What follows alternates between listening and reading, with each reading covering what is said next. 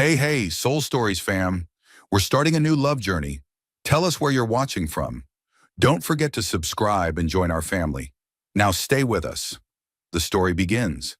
The main lobby of Sterling Celestial looked like a scene built for people who always walked into life with confidence. The ceiling soared high overhead, crystal chandeliers hanging like a galaxy spilling downward, the light breaking into glittering shards that fell across the ivory marble floor. The air carried the blend of lilies and cedarwood, an expensive scent that made you think of high-priced dates, cold but firm handshakes, and promises spoken with a smiling mouth and eyes that didn't smile. Here, leather shoes clicked in tidy beats like a clock. Here, everyone looked like they belonged. Mia didn't. She held two pastry boxes against her chest, the ribbon digging lightly into her palms, as if to remind her she was still living in reality, not in this luxury dream. Inside were lavender macarons, smooth as silk, and raspberry tartlets glazed with glossy dark chocolate. Every single piece had been touched by her hands, adjusted, breathed over, like an artist keeping time with her own heartbeat. Two small boxes, but as heavy as a month's rent, like 2 weeks of groceries, like the words "don't mess this up" hanging in her throat since she stepped out of the kitchen. Go through the main lobby, a sous chef had said in a rush, pointing toward the big doors. The service hallway is locked because they're fixing the plumbing. Just for today. Just for today. That phrase sounded harmless. But for Mia, just for today was sometimes the way life shoved her back toward the things she'd fought so hard to escape. She adjusted the strap of her bag, tugged her cardigan sleeve down to hide the dusting of flour still clinging to her wrist. A simple cream-colored dress, white sneakers, a little worn, brown hair tied back neatly. She tried to make herself look tidy, clean, polite in the way of a serious worker. Not a bother, not taking up space. She kept her eyes fixed on the elevator bank in the distance, where the polished steel doors reflected the entire lobby like a giant mirror. Mia counted her steps in her head like a calming ritual. 23 steps to the elevators. Just 23. She'd survived worse days than this. She'd stood in a scorching kitchen, sweat soaking her back, hands blistered from the ovens, and still told herself one more batch, one more day, one more step. 12, 13, 14. Mia! The voice wasn't loud. It didn't need to be. It cut straight through the space like a needle, pricking the exact nerve she was always trying to bandage over. Mia stopped short, as if the marble beneath her feet had suddenly dropped another degree colder. She didn't turn around, not because she hadn't heard, but because if she turned, she was afraid she'd meet those look. Eyes that could be sweet as honey when he wanted, and sharp as a blade when he was refused. Mia, are you seriously going to pretend you didn't hear me? Her heart clenched. Part of her wanted to run immediately. Another part, the part that had learned don't make a scene, wanted to stand still, breathe, and say something normal like an adult. The trap always started with normal. Mia swallowed hard, tightening her grip on the boxes. Evan, I'm working. The words came out, but her voice was thin as paper, and she hated it. Hated how it made her feel like the girl she used to be, the one who had to weigh every syllable so no one would get upset. Evan stepped closer. His cologne hit first, before his shadow did. Sweet, heavy, slightly harsh, a smell trying to prove I'm expensive. He wore a navy suit tailored so perfectly it looked custom-made for his ego. Blonde hair slicked neatly back, a flawless smile hanging on his mouth like a mask. You disappearing made me look bad, Evan said, as if stating an obvious fact, as if looking bad were a bigger crime than someone being suffocated in a relationship. Do you know what people are saying? They think you dumped me. They think I got left. Mia blinked. For a moment, it felt like she was hearing an old recording. The way Evan used to say, "You make me look like an idiot. You don't respect me. You owe me an explanation." It all began with the same assumption. She was responsible for keeping him looking good in front of everyone. She inhaled, counted her breath the way she'd learned in the self-defense class after she left. Inhale for 4 counts, hold for 2, exhale for 6. Each breath was an anchor pulling her back to the present. Evan, she said slowly, forcing steadiness into her voice, I've made it clear. I don't want to see you. I'm working. I have to deliver these pastries. He gave a soft laugh, the kind that suggested Mia had said something naive. You always use work as an excuse to hide. Then he stepped closer. Too close. Just one drink, half an hour. I need closure. The word closure on Evan's lips sounded like entitlement, like a ticket he thought he'd bought with 2 years beside her. But Mia knew that closure would never end in half an hour. It would stretch into an hour, 2 hours, then we should get dinner. Then you miss me. And then she'd start asking herself, am I being too cold? Am I overreacting? And then she would shrink again, smaller and smaller, until she fit neatly into the box he wanted to keep her in. Mia stepped back. Evan reached out and touched her wrist. It was just a touch. Not hard, not bruising. But it turned Mia's whole body cold, like a memory snapping awake from deep water. She remembered the times Evan held her hand to lead, but really to control. The way he'd squeezed lightly whenever she said something he didn't like. The feeling of being steered without ever being asked, do you want this? She looked down at his hand, then lifted her gaze and stared straight into his eyes. Let go! 2 words, short and sharp. Her voice wasn't shaking anymore.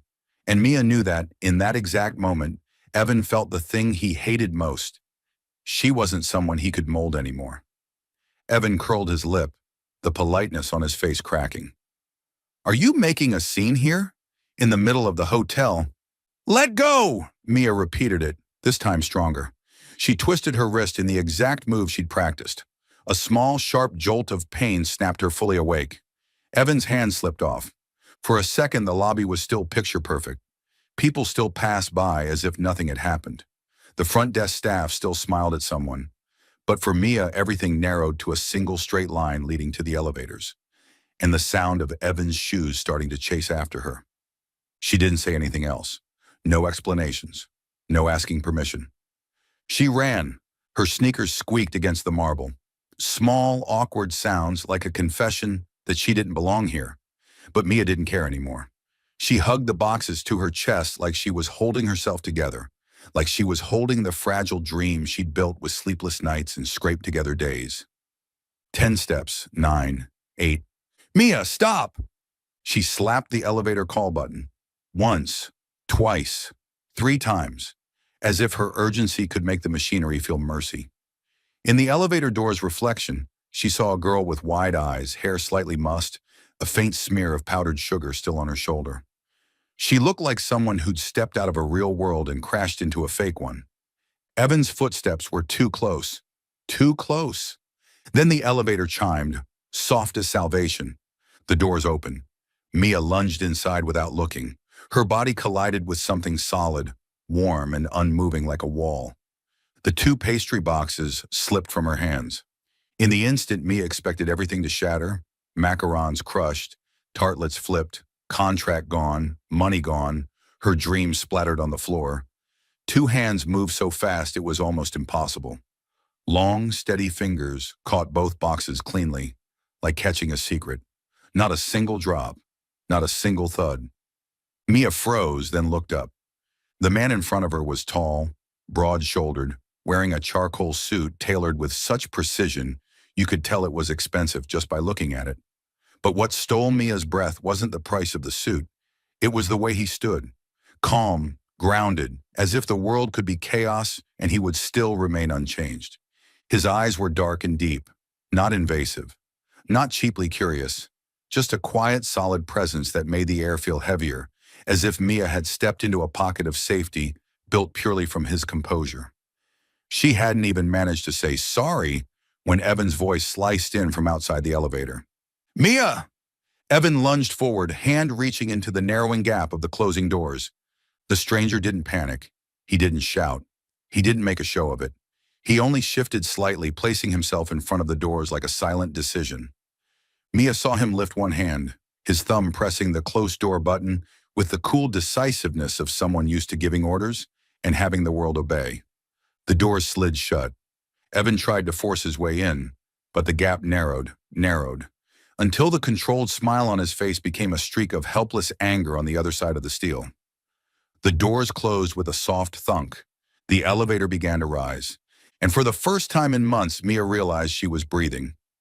Not the frantic breathing of running, the breathing of someone who had just slipped free of the hand that wanted to drag her back into darkness. She leaned against the elevator wall, chest heaving. The pastry boxes, still perfectly intact, were in the stranger's hands. He looked at Mia, eyes still deep and steady, then placed the boxes back into her hands, as if returning life to something that mattered.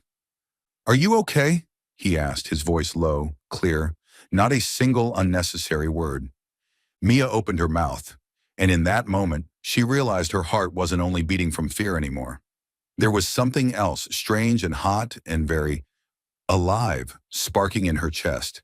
A feeling that confused her, being shielded without being owned. The doors were closed. Evan was left down below. Inside the elevator, there was only Mia, the rhythm of her heart, and the stranger whose hands had just saved her entire dream from breaking apart. The elevator jolted lightly, then slid upward, so smoothly that if it hadn't been for the soft ding from the floor panel, Mia might have thought she was still standing still, suspended in her own panic. The enclosed space suddenly felt hyper-defined. The cool metallic scent mingled with a trace of expensive cologne, lingering on the man across from her, the gentle white ceiling light reflecting off the steel walls like a thin veil of mist. Mia leaned back against the wall, clutching the two pastry boxes as if holding on to an intact fragment of her life. Her chest rose and fell unevenly, her breaths quick and shallow, as though her body had just run a distance far longer than her legs ever could. In her ears, Evan's voice was still echoing, calling her name. That name stretched into a noose. She lowered her head, trying to hide the trembling in her fingertips. "Don't cry. Don't make a scene. Don't let anyone see you breaking." In moments like this, Mia was used to being pressed with questions. "What's wrong? Who was that? What did you do for someone to chase you?" A question that inadvertently turned fear into an interrogation. But this man didn't do that. He said only one thing, very softly, as if laying a blanket over her shoulders in the cold of night. "Are you okay? I'm here. Just breathe." His voice was low and steady, unhurried, uncurious. There was no pity in it, no sense of condescension, just an anchor, a permission for her to exist in her fragility without being judged. Mia swallowed hard. Her throat burned as if she had just inhaled smoke.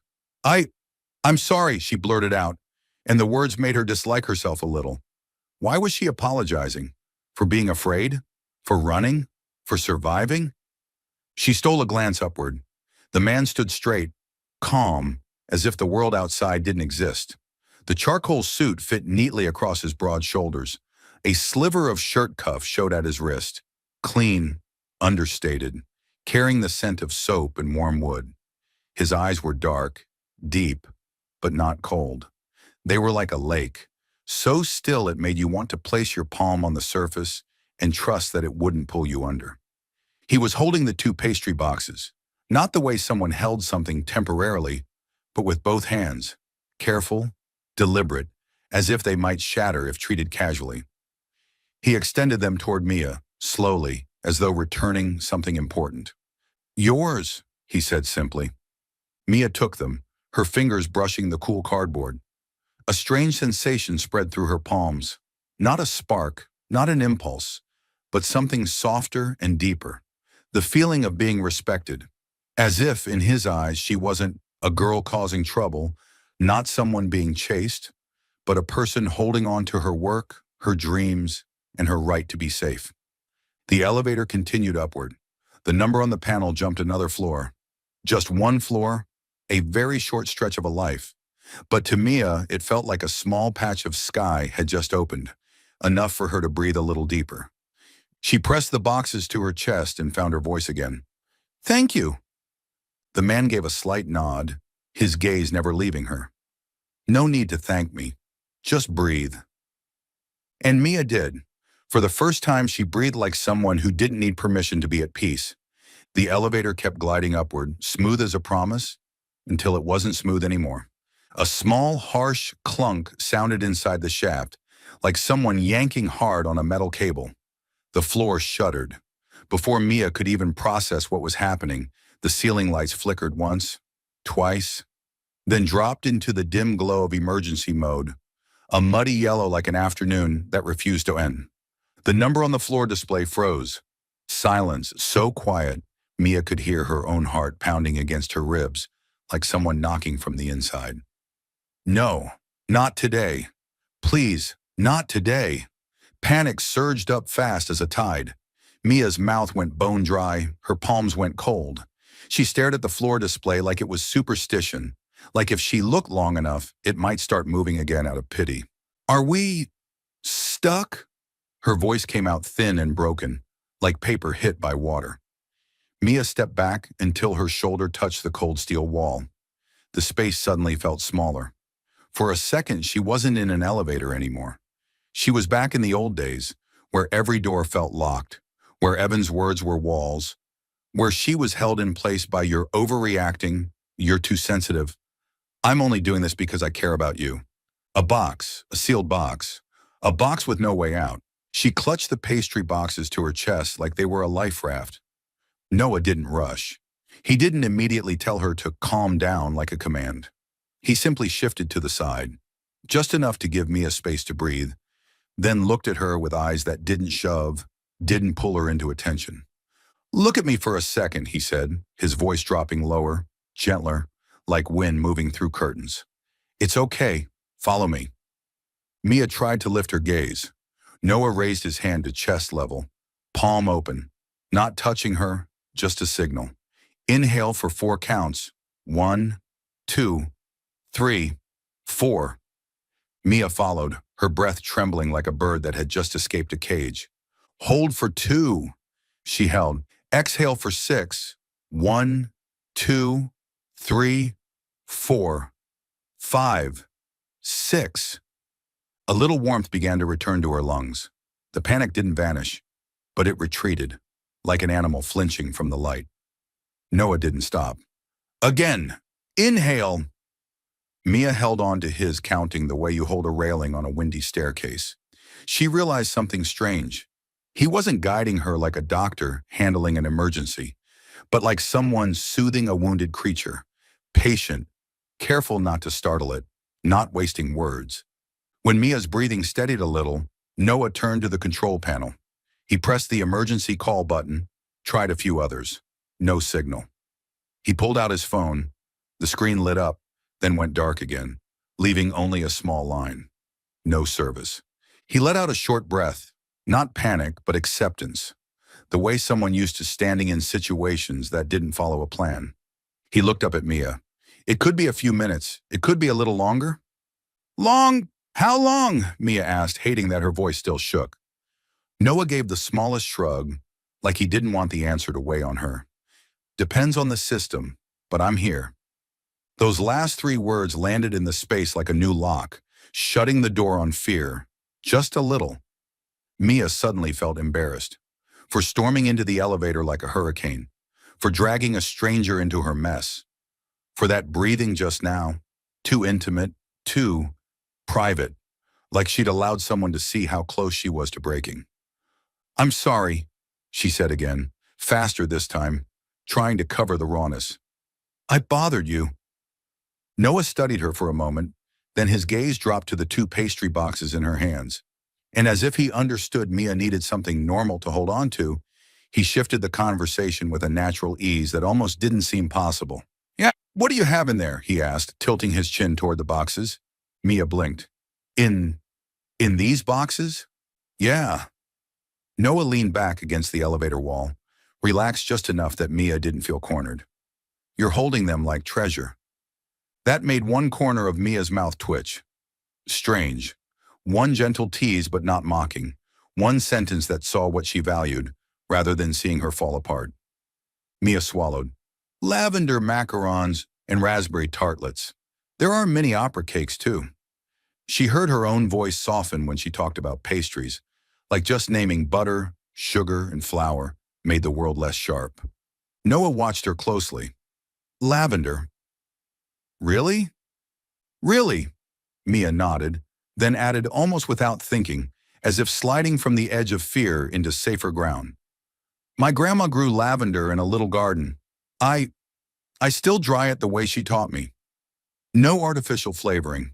Her voice dipped on the word grandma. A small ache of missing someone pricked like a needle. Mia looked down at the boxes, thumb smoothing the ribbon. She passed 3 years ago, but I still have her recipe notebook. Her handwriting slants, like she was always rushing to live a whole day. Noah didn't cut in. He didn't rush to say, I understand, when he couldn't. He just listened. And when Mia looked up, she saw his expression had truly softened, a quiet warmth beneath his calm, like a small lamp in a dark room. So you bake for her? Noah asked. Mia shook her head, then nodded. For me, but also for her. She let out a small laugh, off balance but real.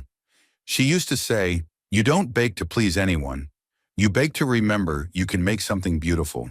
Noah looked at Mia like those words had touched something deep inside him. He stayed silent for a beat, then asked, his voice light, as if he didn't want to break what Mia had just opened. What's your dream? Mia pressed her forehead to the elevator wall for a second, gathering courage. A small bakery, nothing fancy, just warm, big windows that let in sunlight, a little corner where kids can read, and the smell of butter every morning. She said it, then realized she'd said too much. She hurried to add, teasing herself to cover the softness. I talk a lot when I'm scared. Noah gave a quiet laugh, just a soft breath of sound, but it was enough to make the elevator feel less like a cage, enough to make Mia feel like she wasn't being treated as a nuisance. Then talk, he said, his gaze steady but not demanding. As long as you're still breathing. Mia looked at him. In the pale yellow emergency light, Noah didn't feel like a stranger anymore. He felt like calm arriving at the exact right time, a short floor of safety inside a city that never stopped running. The elevator was stuck, but Mia's heart, strangely, started beating to a different rhythm, not only from fear, but because, for the first time, she felt someone here, not to pull her back, but to help her stay standing. The elevator shuddered with a very light tremor, like a metallic sigh.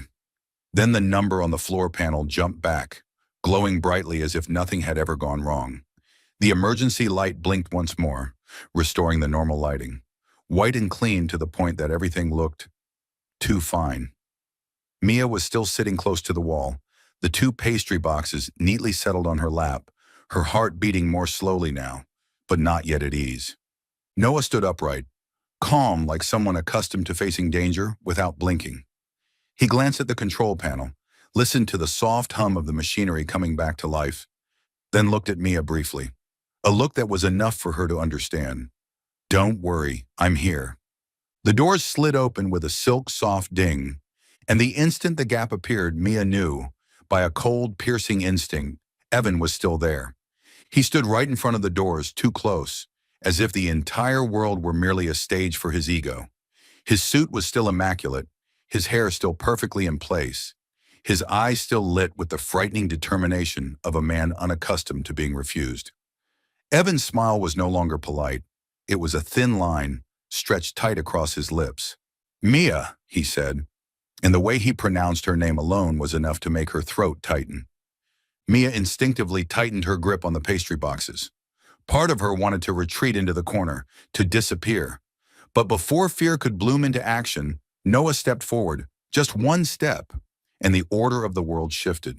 He moved in front of Mia without touching her, without placing a hand on her back to guide her the way Evan used to. Noah simply stood in the right place, a straight line between her and Evan, like a human shield, solid and composed. In that moment, Mia finally understood what protection without possession looked like. Evan frowned. Who are you?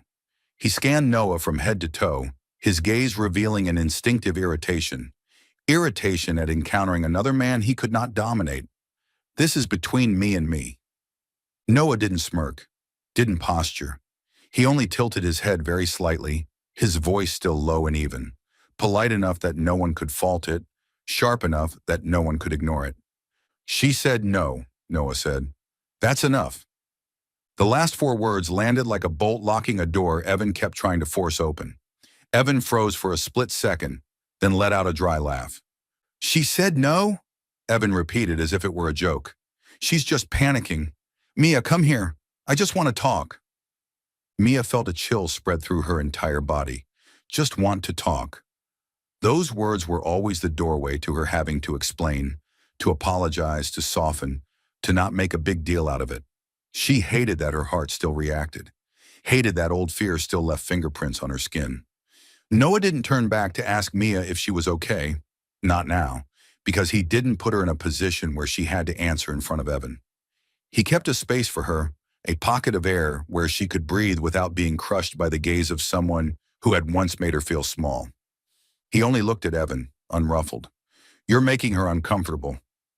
Evan stepped forward half a pace as if to claim the distance. You don't have the right. Actually, I do, Noah replied, his voice still level.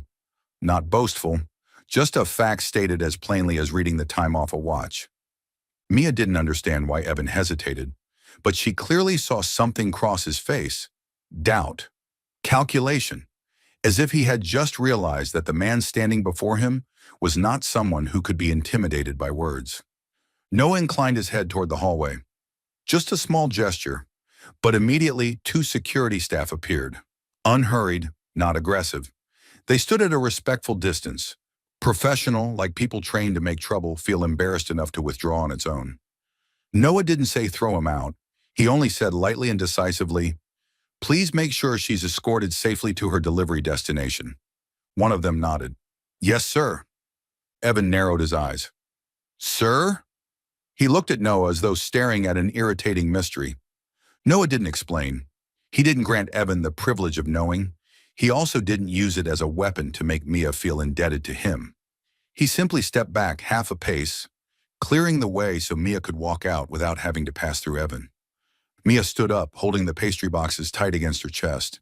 Her legs were still a little weak, but this time she stepped out of the elevator not like someone fleeing. She walked like someone whose right to walk had been returned. Evan stared at her, his voice hard. So you're disappearing again, like last time? Mia faltered for a beat, the tremor threatening to pull her back into old habits.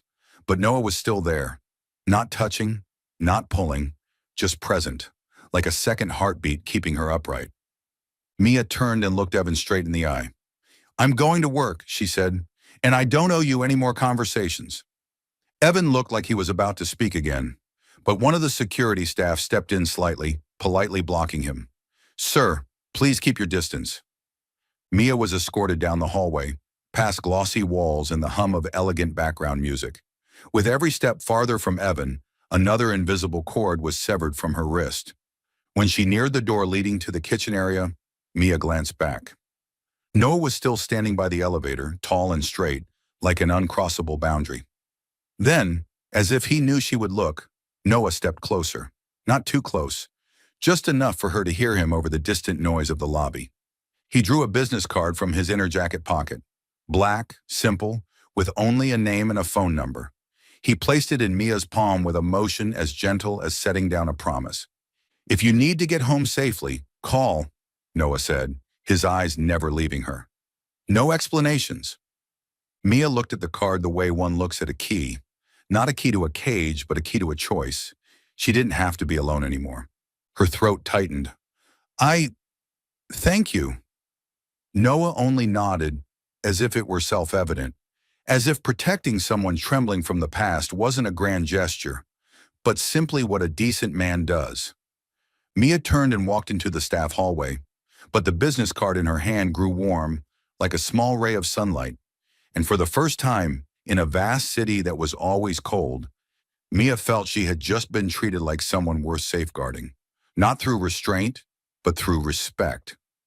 Mia left Sterling Celestial through the employee exit, where the glitter of the main lobby was left behind like a dream that had never belonged to her. The service corridor smelled of soap, damp fabric, and metal. Real smells, rough but safe. The security guard walking with her said only a few polite things, keeping just enough distance that she didn't feel watched. She felt protected. When the steel door pushed open, New York hit her senses all at once. Sound and light. Car horns, sharp footsteps, a hot dog vendor calling out. The bite of cold wind threading between buildings like an invisible hand. Mia stood at the curb for a second, clutching her bag to her chest like she was holding onto her heartbeat. The pastries were delivered. She'd been paid. Her body should have been allowed to relax, but her mind wouldn't. She headed toward the subway, trying to keep a steady pace, trying to look normal. A woman getting off work, one person among thousands. But every time someone walked too close behind her, the back of her neck tightened like a drawn string. She didn't dare turn around too much, afraid she'd turn worry into truth. But she also didn't dare turn around, afraid there really was someone following, and she was pretending not to see it. On the stairs down to the subway, fluorescent lights stretched into long bands, cold and flat. Mia blended into the crowd, then stopped in the middle of the platform and chose a spot closest to a security camera. An instinct she'd trained into herself since the day she left Evan. When the train arrived, the doors opened with a rush of warm air mixed with old metal. Mia stepped into a car that was crowded enough, kept her back against a pole, and scanned unfamiliar faces. No Evan, but the fear was still there, like a wet coat she couldn't take off. She got off at the stop near her apartment and walked the remaining blocks. Small shops were still lit. A few people walked their dogs. A girl hurried past with a latte, music leaking from her earbuds. The world kept moving as if nothing had happened. Only Mia felt like she was walking inside a thin layer of glass. Any bump could crack it. She climbed the apartment stairs, punched in the door code, and stepped into a hallway that smelled like old carpet and a hint of garlic drifting from someone's kitchen. When she closed her own door, Mia locked it twice, then leaned her back against it and let out a long breath so deep her chest hurt. This was home. 4 walls, a small sofa, a tiny kitchen. Everything so simple it might make people laugh. Yet she'd won it back with her youth and her courage. And still, tonight, even home didn't feel safe enough. Mia washed her hands for a long time, as if water could erase the memory of that touch on her wrist earlier. She changed clothes, tied her hair up, and made a mug of hot tea. But when she got into bed, the darkness immediately dragged old images back. Evan waiting by the elevator, Evan saying her name like ownership, Evan talking about being embarrassed as if his pride mattered more than her peace. Mia lay on her side, eyes wide open, staring at the ceiling. The city outside was still loud. Cars still moved. Someone still laughed. A siren wailed in the distance, then faded. She pulled the blanket higher, but worry slipped in anyway, like wind under a door. What if he knows where I live? What if he shows up again tomorrow? What if he waits at the corner? Mia reached for her phone. The bright screen stung her eyes. In her contacts, Noah Sterling's name sat there. New, unfamiliar, but strangely steady.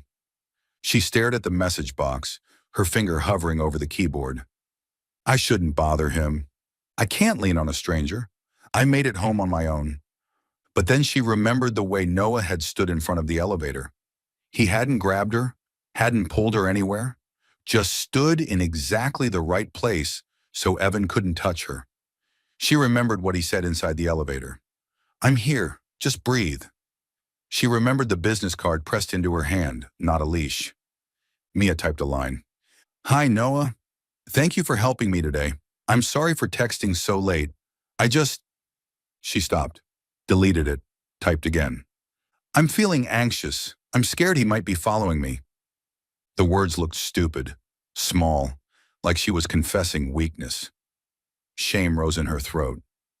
Mia pressed and held, ready to erase the message, like deleting it could erase the feeling too.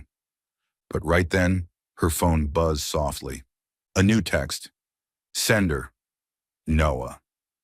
Mia held her breath, like even a sound might break everything. She opened it. You don't owe me anything. I understand. Are you home yet? If not, send your location. I'll have someone come right away. If you are, lock your door and don't try to calm yourself down alone. If anything happens, call me. Short, warm, no interrogation.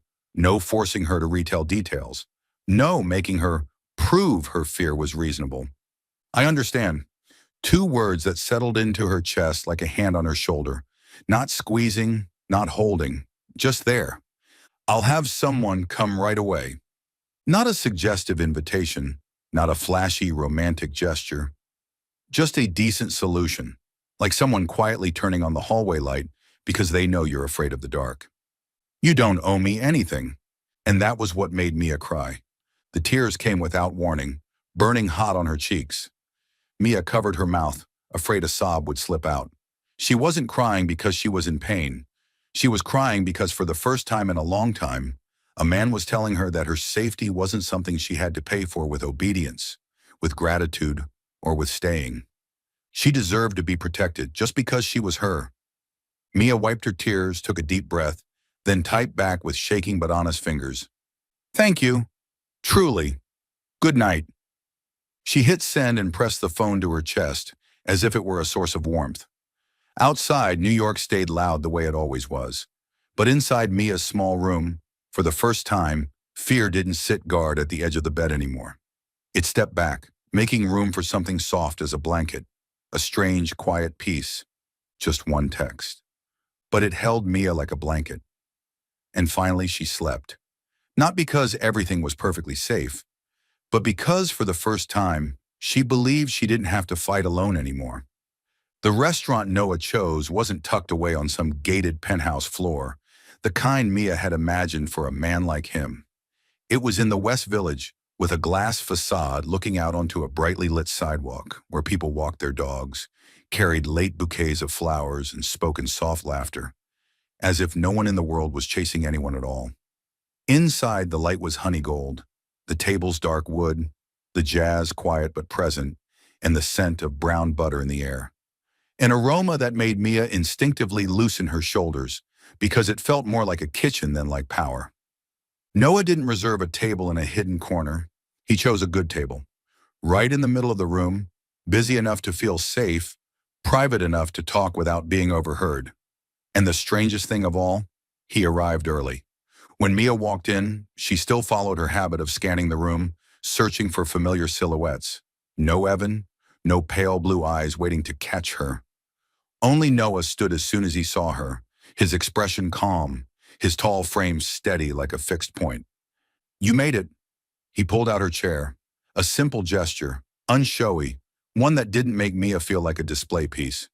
Thank you for agreeing. Mia sat down, placing her hands on her lap to hide the slight tremor still there. She wore a minimalist navy dress, her hair neatly tied back, and only a small necklace with her grandmother's locket. Part of her was still thinking, what am I doing here? A pastry chef with a man like Noah Sterling in a place where even the water glasses looked designed. Noah ordered drinks first, not alcohol.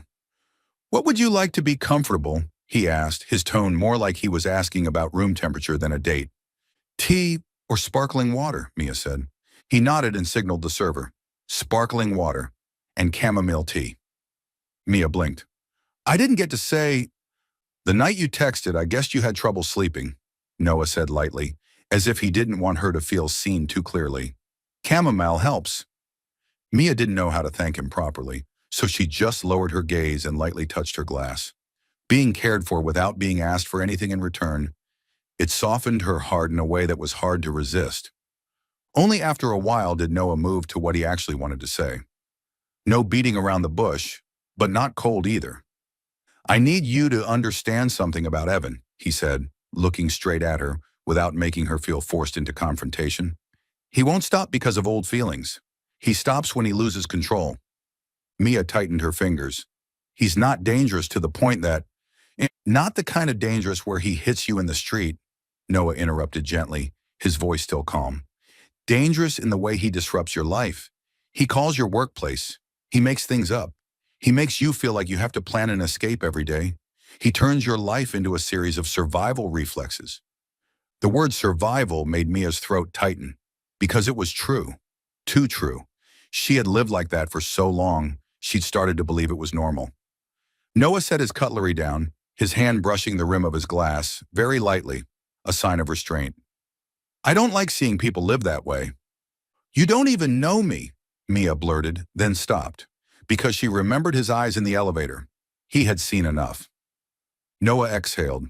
I know enough to understand that you're tired. The appetizer arrived, a warm salad with goat cheese and walnuts. Mia took a few bites but stayed guarded. She knew there was no such thing as a free dinner. She knew every generous offer had a price. The question was, what was it? Noah seemed to read the question in her eyes. He spoke first as if laying everything out clearly on the table. I want to propose a deal. 6 months. Mia stopped chewing. A deal? Noah nodded. You appear with me at certain events, as my girlfriend. Mia almost choked in surprise. Girlfriend? He didn't joke, didn't tease. He spoke like a man presenting a practical solution, one that simply happened to take a romantic shape. My family is applying pressure, gatherings, setups, partners, packaged as marriage material. Noah looked at her, his gaze dark but not heavy. I need an answer that's clear enough for them to stop, and I need it to exist publicly, real enough that no one wants to test it. Mia felt her heart beat faster. And in return? Noah didn't evade it. In return, I give you a safety perimeter. Evan will understand you're no longer an easy target, and I'll support you in opening your shop. Funding? Mia became alert immediately. I don't want to owe. No. Noah cut in firm and immediate. Then he slowed as if afraid his tone might startle her. Not a debt. Support in a way you control. You want a legitimate loan? I'll help connect you with a bank. You want a location? I'll introduce a few options. You want to take every step yourself? I stay in the background. Mia looked at him, searching for the trap. A condition. A sentence that started with, in return, you must. But Noah seemed to understand that her greatest fear was being controlled, so he stated the most important thing outright, as if nailing it into place. You have the right to refuse at any time, Noah said. Even after agreeing, you say stop, and everything stops. No anger, no retaliation. No, you made me lose face. Mia let out a breath, her chest feeling as if it had been unlocked. Was there really a man in this world who understood the very sentence she feared most, and removed it from the game on his own? Noah looked at her, his expression softening another degree. Then he said something that felt like a touch, not on her skin, but straight to her core, a sentence that wasn't persuasion, but a decent promise. I don't want you to live in survival mode anymore. In that moment, Mia suddenly felt her eyes sting, not because she was weak, but because for the first time, someone saw her silent battle and didn't ask, why aren't you stronger? Instead, he asked in another way, why should you have to be strong alone? She lowered her gaze to the sparkling glass. Outside the window, the world kept rushing by. But under the restaurant's golden light, amid the soft clink of cutlery and jazz breathing in the background, Mia understood something clearly. This wasn't just a deal, it was a door. And this time, the door wasn't closing to trap her inside. It was opening so she could step through as herself. The morning Mia moved her things, New York wore a rare kind of sunlight, thin, golden, slanting through the trees, as if the city somehow knew today was a life-changing day and decided to be gentle about it. Mia stood in her small apartment, looking at the 4 walls that had once been her fortress, then at the 4 neatly lined cardboard boxes on the floor. Everything most important in her life fit into a few boxes. A few simple outfits, her grandmother's locket, an old worn recipe notebook, and a messy stack of notes about her future bakery. Notes she was always afraid to type up because typed words sounded too much like dreaming too big. She could still hear Jenna's voice in her head, her best friend's cautious warning, don't let anyone swallow you whole. And that was exactly why Mia had set one condition from the start, small, but for her it was a boundary. She wouldn't change her name. She wouldn't change her life. She wouldn't change herself.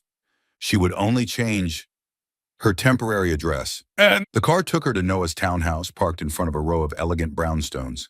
Not flashy, not screaming. This is power. It felt like a real home. Warm lit windows, flowers on the stoop, security woven into the foundation instead of displayed on the surface. Noah wasn't waiting at the door like some bringing her home to the mansion scene.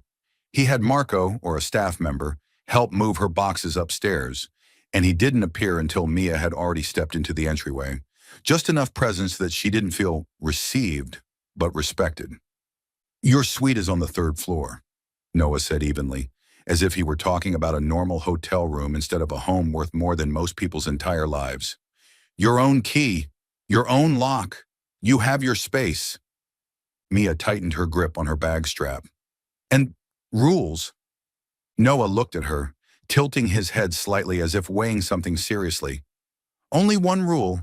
If you need quiet, say so. If you need someone, say so.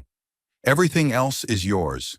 No meal times, no curfew, no invisible schedule wrapped in a polite voice. Just one simple truth. She had the right.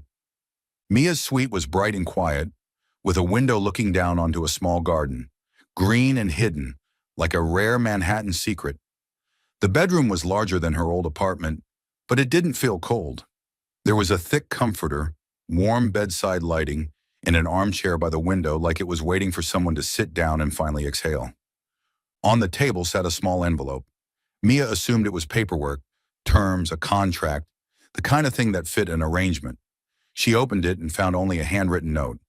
Mia, this is your place. Do everything on your timeline. Noah.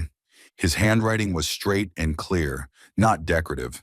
And still, it warmed Mia's chest in a way she couldn't explain. Like someone had quietly adjusted the thermostat in a room she'd kept too cold for too long. Mia set her things down, walked around, touched the walls, looked out the window. And in that moment, she felt it. She had stepped into another world, a world with too many beautiful things. Too many things that could make a person lose themselves. But Noah hadn't demanded she belong to it. He had only made space for her to belong to herself. That afternoon, Mia went downstairs to the kitchen. This kitchen wasn't like the industrial one at her job.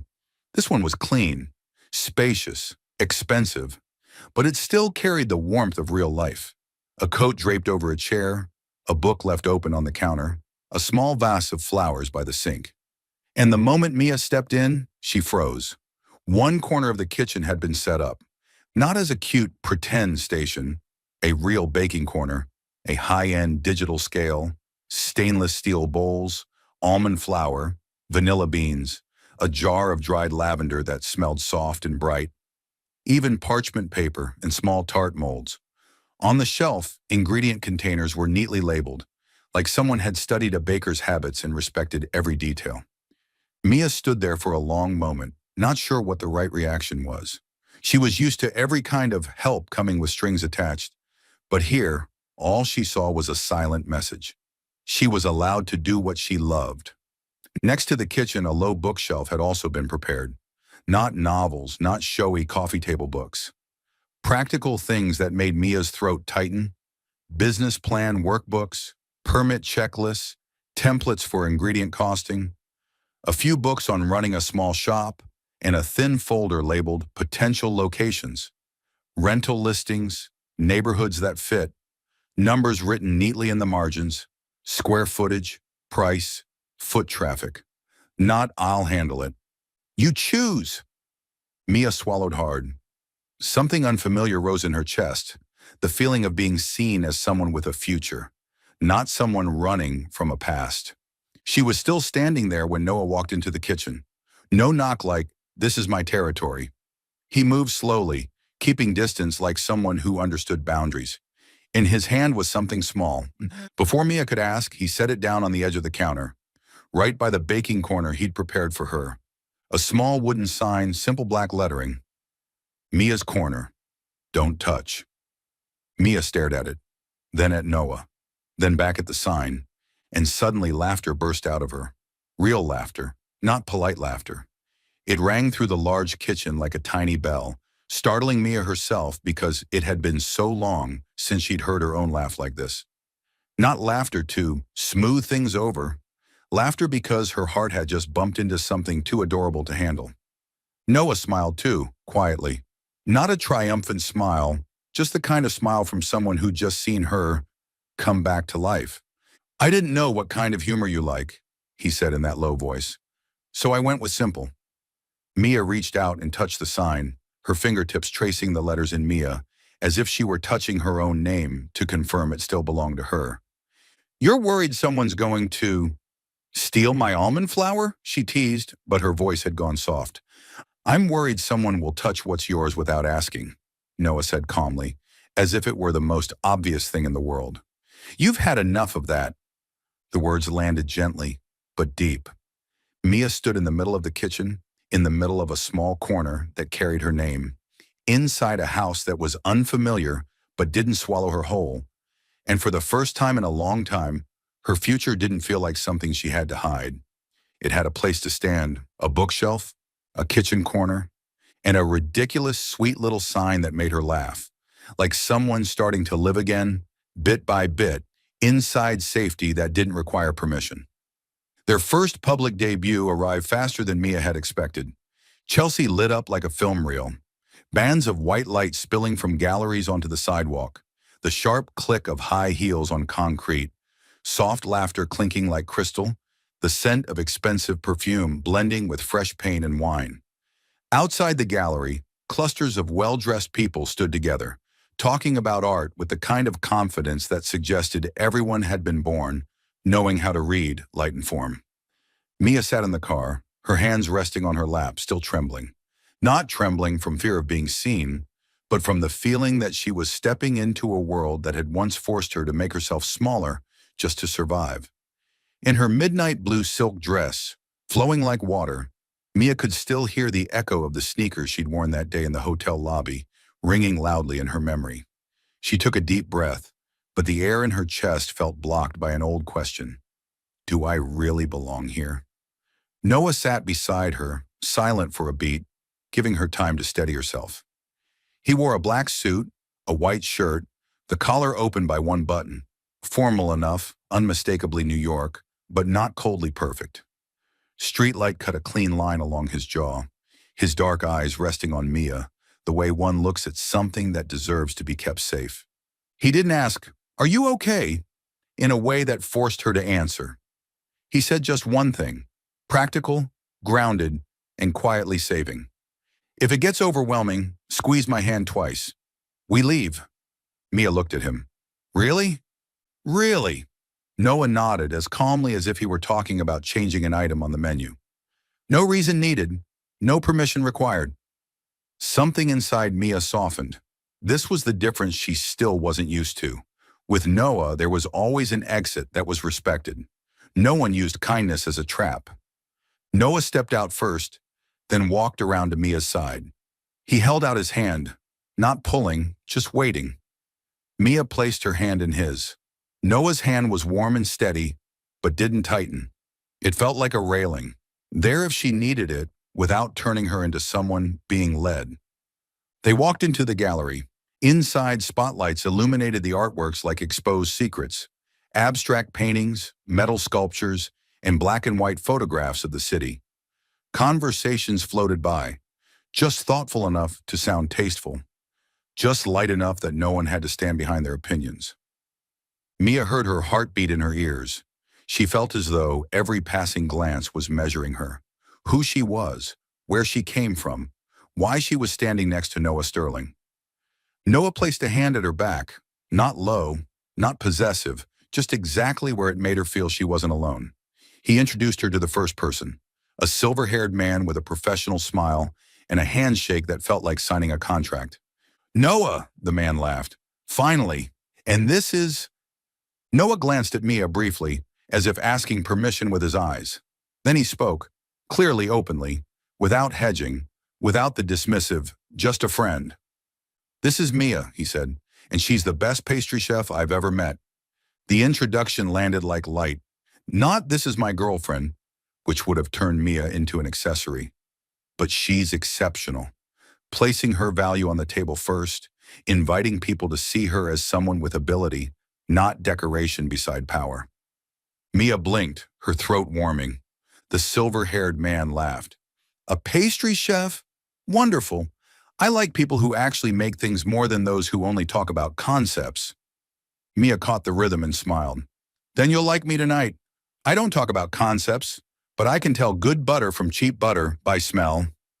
He burst out laughing. Noah laughed too, a quiet sound, but Mia felt it like pride. They moved through the room that way. Noah never left Mia alone, but he never held her too close either. He always created just enough space for her to speak, to shine, to be herself. Mia realized that once she stopped trying to seem sophisticated, everything became easier. She didn't need ornate words. She only needed honesty. A woman asked, "What do you do?" Mia answered, "I make pastries, and I'm trying to open my own shop." "In New York?" The woman raised an eyebrow. "Yes," Mia said evenly. "I know it's crazy, but I like crazy things that smell like butter." The group laughed, not because she didn't belong, but because she was genuine and charming. Noah stood beside her, occasionally leaning down to murmur, "The man on the left is a demanding sponsor, but you just made him laugh. Big points. Or, if you want a break, we can step outside for air."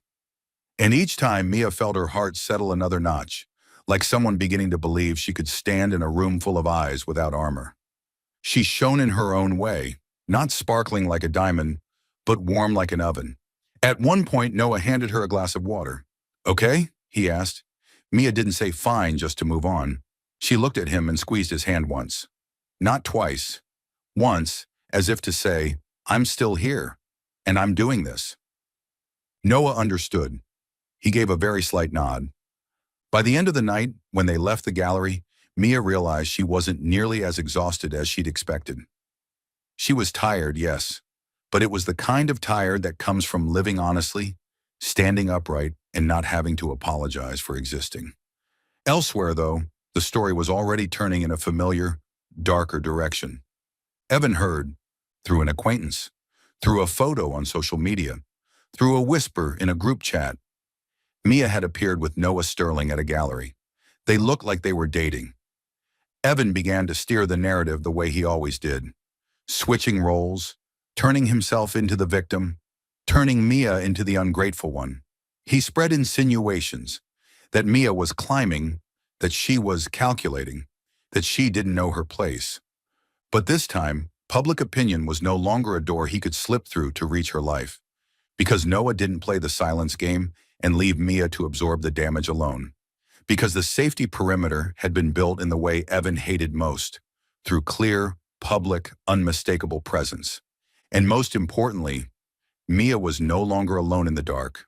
That night when she returned home, the townhouse still glowing warmly like a lamp, Mia paused in the entryway, listening to her own breathing. She could still feel afraid, but she was no longer living in survival mode. Because tonight, for the first time, she had stepped into the light, and no one had dragged her back. Some habits don't disappear just because we want them to. They leave when the body believes it's safe. After the gallery night, Mia started showing up beside Noah more often. Short dinners with his business partners, a rooftop fundraiser overlooking Manhattan glittering below, a meet and greet at an independent bookstore where people talked about art the way they talked about the weather. She still felt overwhelmed. Her heart still jumped sometimes when someone stood too close behind her. But something had changed. Mia no longer had to freeze in order to survive. Noah always walked beside her like a second breath. And in crowded places, when the room thickened like waves, he would often place a hand at her back. Not low, not tight, not restraining. Just a light point of contact, like a period at the end of a sentence. "Here." At first, Mia still flinched. Her body reacted before her mind could explain. In her memories, a hand at her back meant guiding. It meant, "Don't embarrass me." It meant, "You belong to me." But Noah's hand was different. It didn't pull her toward him. It didn't force her to walk faster, stand straighter, smile more. It only reminded her she had the right to stand there without having to defend herself alone. Little by little, Mia realized something that made her both sad and lighter.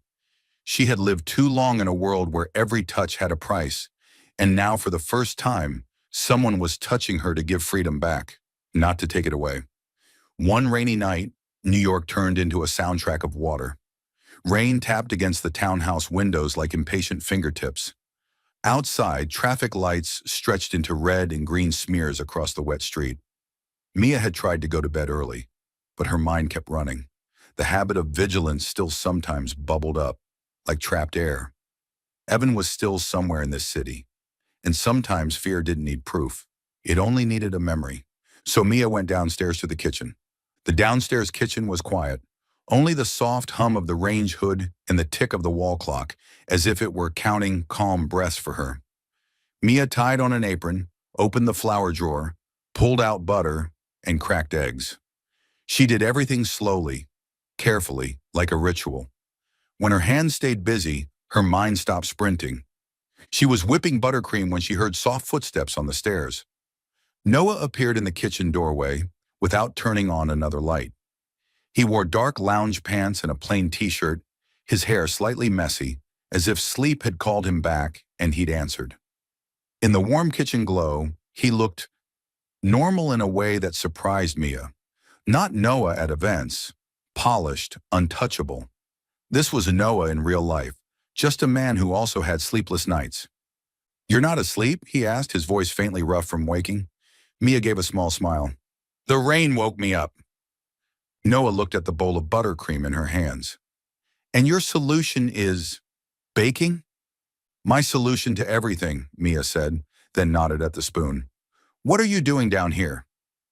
Noah stepped in and leaned lightly against the counter, studying the glossy buttercream like it was dangerously sweet. "I heard the bowl, and I got curious." "Curious or craving?" Mia lifted an eyebrow. Noah didn't answer. He just moved fast, like a kid sneaking candy before dinner, swiped a bit of buttercream off the spoon tip, and tasted it. Mia's eyes went wide.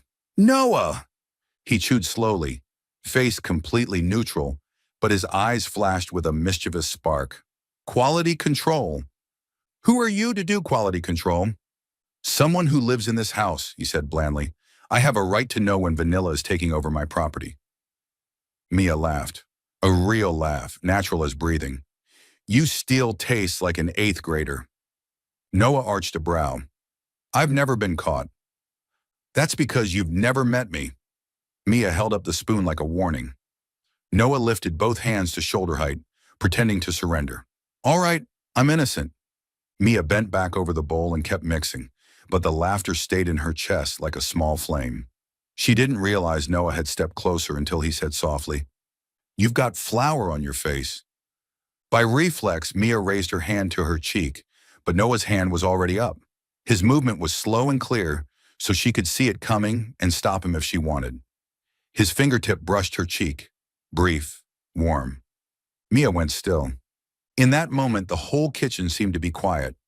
Even the rain outside turned distant, like a backdrop far away. She felt the difference clearly. Noah wasn't taking this moment. He was stepping into it carefully, like someone touching something fragile they respected. But then, mid-motion, Noah stopped. His fingertip was still close to her skin, but he didn't continue. He pulled his hand back slightly, looked straight at her, and his voice dropped so low it sounded like real permission, not polite performance. "Am I making you uncomfortable?" That question opened a door she'd never been allowed to walk through honestly. Mia heard her heart beating, but this time it wasn't panic knocking. It was a soft, full rhythm. She looked at Noah, and for the first time, she understood. Safety isn't that nobody ever touches you. Safety is that you have the right to say no, and they stop. Mia drew in a breath, her throat warming. Then she whispered so quietly only this kitchen could hear it. "No, not this time. No." Noah didn't do anything else. He didn't snatch her answer like a victory. He only held her gaze for a long beat, as if memorizing something important, then nodded once. "Okay," he said. "Thank you for telling me the truth." Mia laughed again, sweet and flustered. "You're so serious." Noah tilted his head, his eyes softening. "Because with you, I want everything to be right." Mia turned back to the bowl of buttercream, but her hands suddenly felt lighter. Outside, the rain kept falling, but inside the warm kitchen that smelled like butter and vanilla, Mia realized some touches aren't traps, some hands aren't cages. And sometimes all it takes is one right question for a body to start believing it's being loved in a way that doesn't erase it. The morning began like every other morning at the shop. The smell of butter melting in a pot, the low hum of the stand mixer, the cheerful jingle of the doorbell as customers came in for coffee and croissants. Mia tied her apron, clipped her hair neatly back, her hands dusted with flour, a familiarity so deep it felt like peace. Here she wasn't the girl who once ran from her fiancé. She was the person who made something that made people smile with the first bite. But there are days when the past doesn't knock. It waits right outside the glass. Mia was carrying a tray of pastries to the counter when she caught a reflection in the window. A tall figure, an expensive suit, a posture heavy with entitlement. Her body reacted before her mind could catch up. Shoulders tensing, breath cutting short, fingers tightening around the tray until the metal edge pressed into her skin. Evan. He stood on the sidewalk as if he had every right to be there, as if it were a meeting point. His gaze slid inside and locked directly onto Mia. His smile spread, the kind that had once made her think it was love, when it was really just the certainty that others would give in. She heard blood rushing in her ears. Part of her wanted to turn and run into the kitchen, hide in the walk-in, disappear among sacks of flour and boxes of sugar. Another part, new, strengthened by nights no longer spent guarding doors alone, stood up straight. She set the tray down, wiped her hands on her apron, and stepped out from behind the counter. She didn't rush. She walked like someone choosing an action, not someone being pushed. Evan opened the door and stepped inside. The bell chimed clearly, drawing a few glances. Mia felt eyes settle on them. But this time, she didn't feel ashamed. She only felt clear. "Mia," Evan said, his voice sweet as honey. "I finally found you. You really made me run around." Mia met his gaze. "You shouldn't be here. I just want to talk." Evan stepped half a pace closer, the way he always did, normalizing distance. "You know, a conversation, like adults." The familiar phrasing sent a chill through her back, but Mia breathed in slowly, focused on the tiles beneath her feet, focused on the smell of fresh bread, focused on this fact. She was standing here, and she had the right to. She stepped back just enough to keep space between them. "No." Evan froze, as if the word no were a language he'd never learned. "You're still stubborn," he said with a smile, "but you know you owe me an explanation."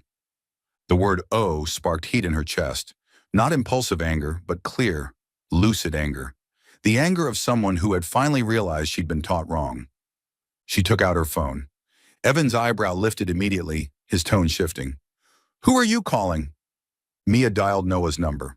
Her heart was still pounding, but her hand didn't shake like it used to. And more importantly, she wasn't calling for Noah to handle it for her. She was calling to remind herself that she was no longer alone in this life, and that she deserved support. Noah answered almost immediately. "Mia?" His voice on the phone was low and solid, like a wall. Mia looked straight at Evan as she spoke, quiet enough that customers couldn't hear clearly, but clear enough for herself. "Evan's here, outside the shop. Could you just come nearby? Don't come in. Just be there." A brief pause. "Okay," Noah said. "I'm close. Do it the way you want." No pressing questions. "No, let me handle it." No turning her into someone protected at the cost of her voice. Mia ended the call and set the phone on the counter. Evan watched her as if he were witnessing a new act that irritated him. "Who was that?" Evan asked, his voice no longer sweet. "Are you threatening me?" Mia stepped away from the counter and moved closer to the glass front, where anyone could see, where Evan couldn't pull her into a corner, where light and witnesses made everything real. She looked at Evan, and this time, she allowed herself to speak without apologizing. "You made me smaller," Mia said.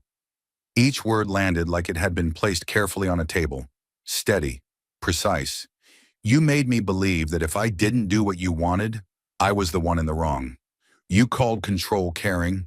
You called insults just joking. You called keeping me from leaving love." Evan's jaw tightened. "You're overreacting." "No," Mia cut him off, so calm it surprised even her. "I don't allow it anymore." There was a moment of complete stillness. The espresso machine hissed. Someone laughed softly at a table near the window, as if life were continuing on. And that was what made Mia feel strong. She didn't need the whole world to stop in order to set a boundary. Evan looked at her like she was a stranger, because she was a stranger to the version of him that once controlled her. Outside the glass, a car pulled up across the street. Noah stepped out, not walking straight in. He simply stood there at a distance. A tall figure in a dark coat, hands in his pockets, his gaze fixed on Mia like an anchor point. He didn't rush in to take over. He was just there, so Mia knew. If Evan crossed the line, there would be consequences. Evan saw Noah too. His eyes darkened, and Mia saw it. The moment Evan's power drained slightly, like a cord being cut. Not because Noah was frightening, but because Mia was no longer afraid in the way Evan needed her to be. Evan swallowed, trying to keep his composure. So you're choosing him? Mia didn't smile. She didn't explain. She only told the truth. I'm choosing myself. The words silenced him completely. He looked at her for another beat, as if searching for the old Mia. Easy to catch, easy to soften, quick to apologize. But that version wasn't here anymore. Finally, Evan stepped back, one step, then another. He adjusted his cuff, as if it were the only way to salvage his pride. This isn't over, Evan threw back, a line meant to keep the door open. Mia met his eyes, her voice not raised but solid as stone. It's been over for a long time. Evan turned and walked out. The bell chimed again, but this time, the sound didn't signal danger. It sounded like a period. Mia stood still for a moment, her hand resting on the counter, feeling her own breathing. She wasn't shaking. She wasn't shrinking. She didn't feel the need to apologize for protecting herself. Outside, Noah remained at a distance. He didn't rush in with questions, didn't pull her into an embrace in front of everyone. He just looked at her, his eyes saying, "You did it." And Mia understood. Today she had stopped flinching. Not because life had suddenly become easier, but because she had outgrown the old cage. Evan understood that too. And for the first time in his eyes, Mia saw a cold truth. She was no longer an easy target. That night, the city was quieter than usual. A very New York kind of quiet. Distant traffic still murmured. Lights still stretched across the wet street. But everything felt wrapped in a thin layer of fog that softened even the noise. Noah's townhouse glowed warm, chamomile tea drifting through the hallway like a lullaby. Mia walked barefoot across the wood floor, one hand around a steaming mug, her chest feeling strangely light. So light it made her afraid. Afraid because for so long, she had only known how to stay on guard. The third-floor living room was still. A reading lamp was on, honey gold light spilling over the sofa. Noah sat there with his sleeves rolled up, collar open, turning a page even though he clearly wasn't reading. He looked up when Mia stepped in, his dark eyes landing on her like a place to come home to. "Can't sleep?" he asked. Mia shook her head and sat on the far end of the sofa, leaving enough space to feel safe, the old habits still there. She stared into her tea, watching her reflection tremble with her breathing. "I don't know what to call this," Mia said quietly, "but I think I need to say it." Noah didn't move closer. He didn't pull her into a moment she wasn't ready for. He only set the book down, turned to face her, and let the air have enough time to open. "I'm listening." Mia swallowed. She'd said a lot of strong things lately. To Evan, to the world, to herself. But this was harder than all of it, because it wasn't a boundary. It was a softer truth. "I'm scared of this feeling," Mia admitted, still looking at her mug as if it was easier than looking at Noah. "Because it's too quiet." The words fell into the room like a leaf, thin, fragile, and full of meaning. Noah stayed silent for a beat, as if making sure he understood. Then he spoke, low and steady, like someone teaching something important to a heart that had been trained wrong. "Quiet isn't boring," Noah said. "Quiet is safe." Mia looked up. There was something in his eyes, not pity, not the arrogant kind of, "I'll heal you." Just recognition. Yes, you've been through too much, so when peace arrives, your body gets confused. That doesn't mean you're broken. It just means you're human.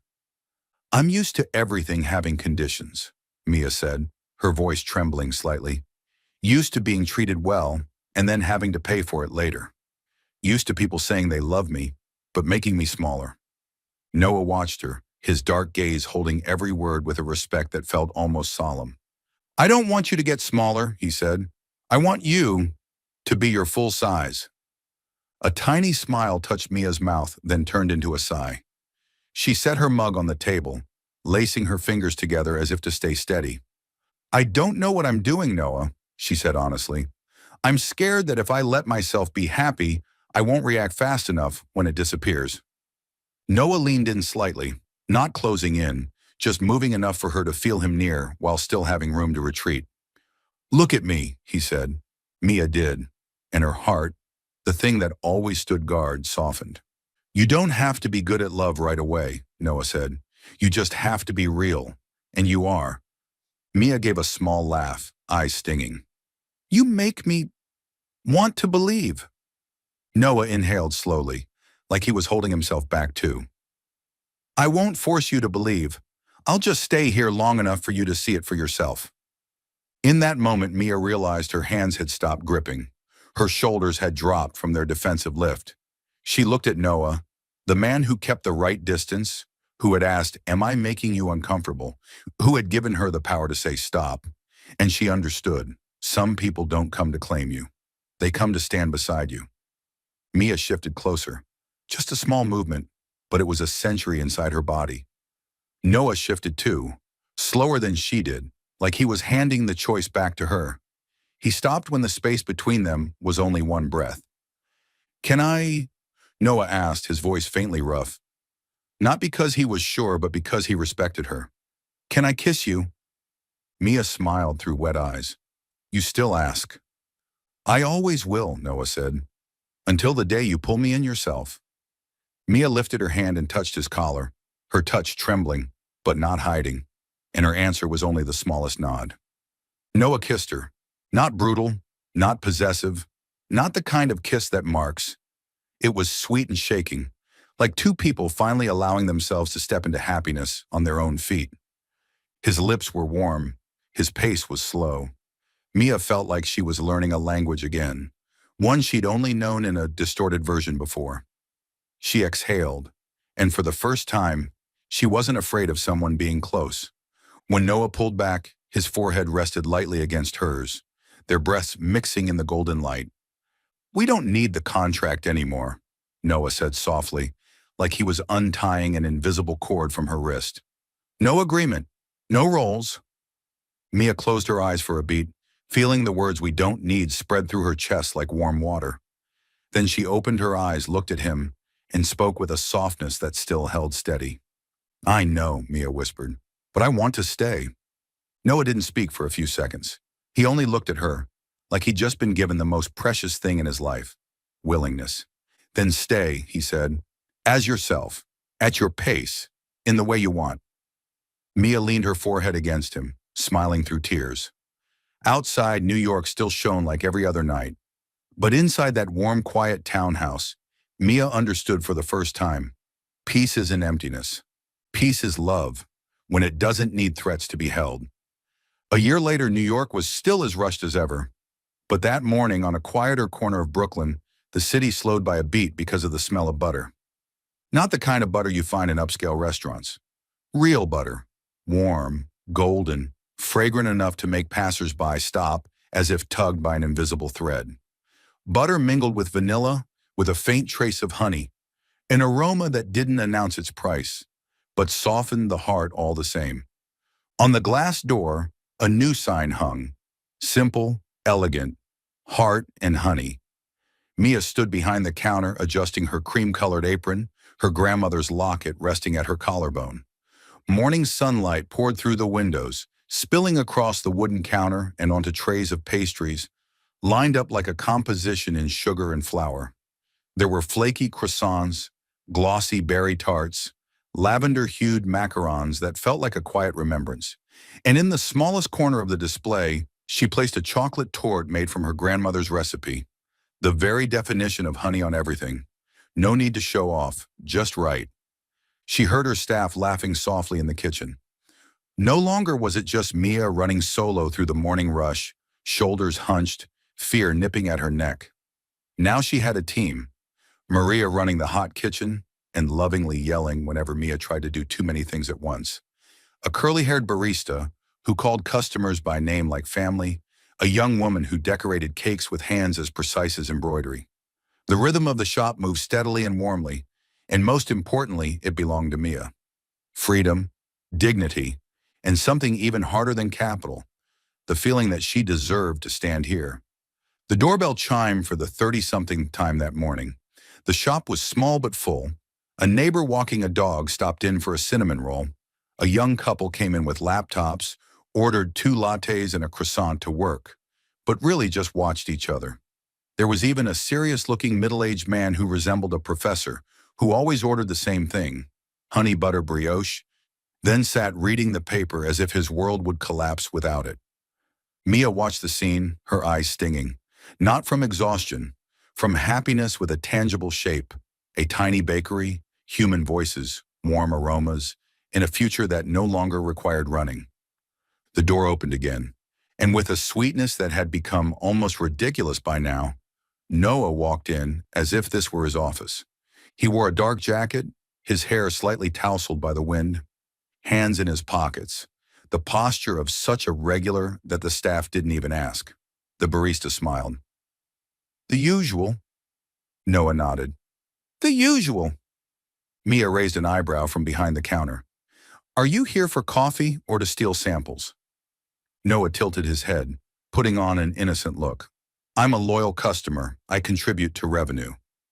"You contribute by sneaking my test batches," Mia shot back, smiling openly. Noah stepped closer to the counter and leaned down just enough for her to hear. "Quality control. Civic duty." Mia laughed, and her laughter now was nothing like it had been a year ago. Not something to mask tension. It had weight, roots, and safety. Noah placed his hand on the counter near hers, not gripping, not holding, just touching like a familiar reminder. "You're not alone." And Mia realized she no longer flinched. Her body had finally learned what her mind had always hoped. Touch isn't always a cage. "You okay?" Noah asked. His voice was low and gentle, as if he were asking about her heartbeat. Mia looked around. The busy shop, the hot kitchen, the long list of orders. And yet inside her, everything felt strangely calm. "I'm okay," she said. "The real kind of okay." Noah smiled softly, his eyes warming. "I like that kind." The opening day ran late. When the last customer left, when the door was locked, when most of the outside lights had gone dark, the bakery returned to its most intimate form, a kitchen grown from a dream. The clock neared 11. Maria and the others had gone home. Only Mia and Noah remained. Mia stood in the kitchen, a sweater draped loosely over her shoulders, her hair tied back casually, her hands still dusted with a bit of flour. Noah stood across from her.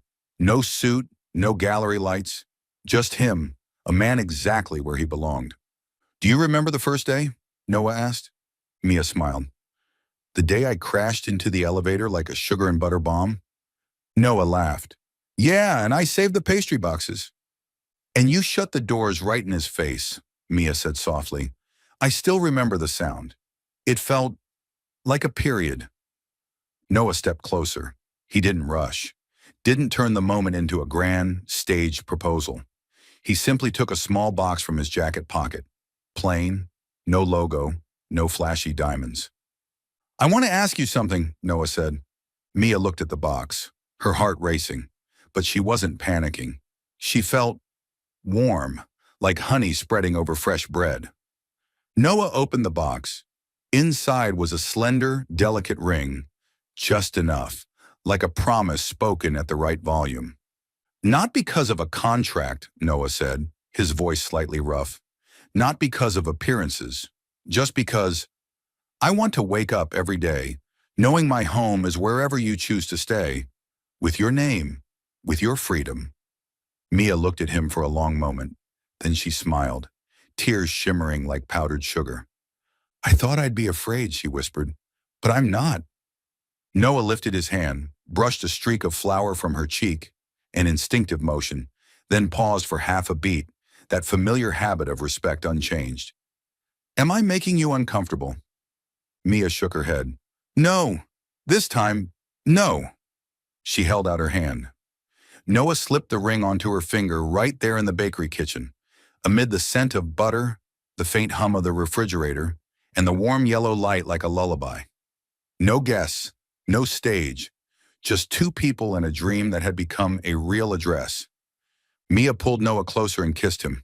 Sweet, trembling, so happy she felt like she could hear her heart laughing. Outside, New York stayed loud. But inside the kitchen of Heart and Honey, everything softened, like honey over every scar. And if there is one sentence to close it all, it is this: exactly as Mia lived it. She wasn't rescued. She was loved the right way, and because of that, she saved herself.